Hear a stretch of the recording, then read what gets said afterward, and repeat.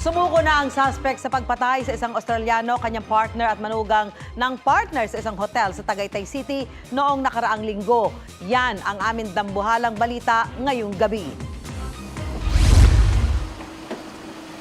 Sa kapitan ng Barangay Toong at Kaytuy, Batangas, Mayor J. Serrado, sumuko ang 31 anyos na suspect sa pagpaslang sa lalaking Australian national, partner na Filipina-Australian at babaeng manugang niya na natagpuan ng mga labi sa tinuluyang hotel sa Tagaytay City noong July 10.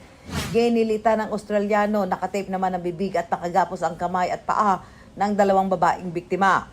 Ayon sa pulisya, dating empleyado sa hotel ang suspect na isang pool attendant.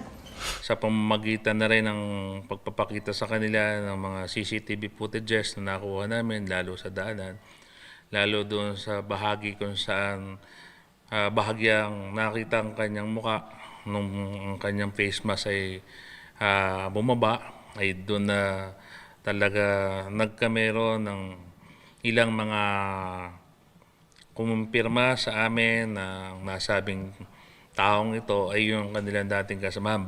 Batay sa investigasyon, tinanggal sa trabaho nitong Marso ang suspect matapos umanong masangkot sa pagnanakaw sa isa sa mga kwarto ng hotel. Nanghihingi raw ng back pay ang suspect na tinanggihan daw ng management. Di umano siya ay tinanggal at yung ang kanyang pinaghinanakit at yon ang naging dahilan kung bakit gusto niyang gumanti sa management ng hotel.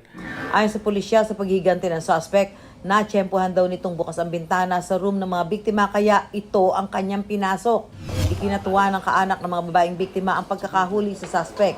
Masaya po kami kasi syempre nahuli na po eh. Mabibigyan na ng hustisya yung nangyari sa kanila. Tsaka sana pagsisihan mo rin yan balang araw. Hindi na nabawi sa suspect ang ilang ninakaw na gamit. Maharap siya sa reklamong robbery with multiple homicide. Wala pa siyang pahayag. Ibinyahe na kagabi pa Australia ang labi ng dayuhan. Sabado naman ang libing ng dalawang babaeng biktima sa Baco Oriental, Mindoro.